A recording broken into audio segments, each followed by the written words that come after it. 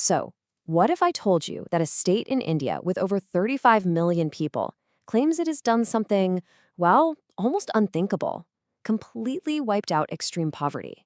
It sounds pretty incredible, right? But that's the story coming out of Kerala. So let's get into it and see not only how they did it, but what it all really means. All right, so before we even dig into the how, we really need to understand the sheer scale of this achievement. We're not talking about a small improvement here. This was a massive shift that basically put Kerala in a whole different league. Take a look at this number, 0.55%. This is the figure right at the very heart of Kerala's claim. It's the percentage of people in the state living in what's called multidimensional poverty, which is a way of saying they're struggling in multiple areas at once, like health, education, and just basic living standards. But what does that number actually mean in the real world? Well, here's the context, and wow, does it tell a story. That tiny 0.55% for Kerala is up against India's national average of almost 15%. This isn't just a small gap, it's a huge, staggering difference that really shows you why this story is such a big deal. But, and this is key, this didn't happen overnight. Not even close. It's the payoff from a decades-long focus on people-first policies. I mean, look at this. The poverty rate was almost 60% back in the 70s. Years of work brought it way down, and it all led up to the launch of a very specific program in 2021 called the Extreme Poverty Eradication Programme, or EPEP. So how did this final push actually work? Well, the secret wasn't just in giving out aid.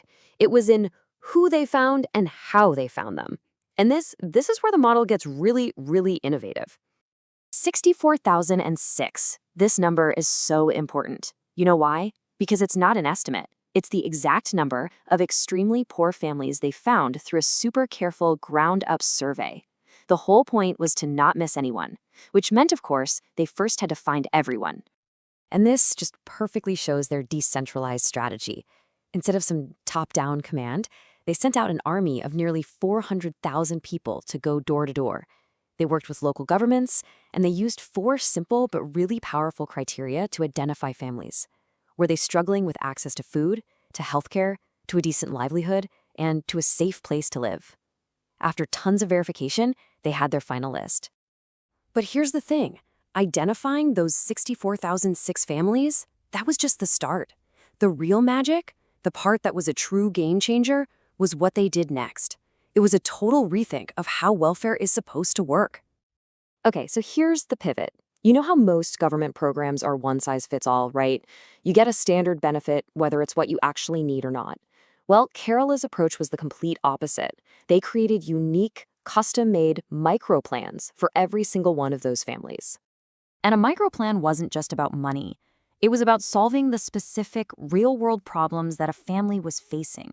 For some, that meant just getting basic ID cards so they could finally access services. For others, it was about finding a safe home, or getting regular medicine, or even arranging really complex things like palliative care or organ transplants. It was about giving people dignity, not just a handout.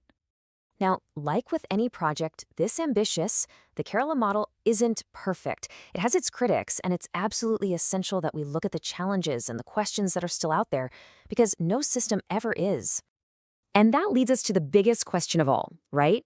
Can you ever really declare victory over a problem as complicated as poverty? The claim itself invites people to take a closer look, and that scrutiny is a really important part of this whole story. And the source material is very clear about this.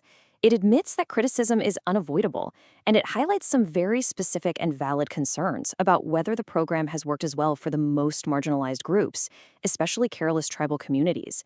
It's a critical reminder that big, successful numbers can sometimes hide deeper issues. And you know, this might just be the most important lesson from Kerala's approach. They don't see this as mission accomplished. Not at all. Instead, they see it as the beginning of a whole new phase, a phase that's designed to change and adapt over time.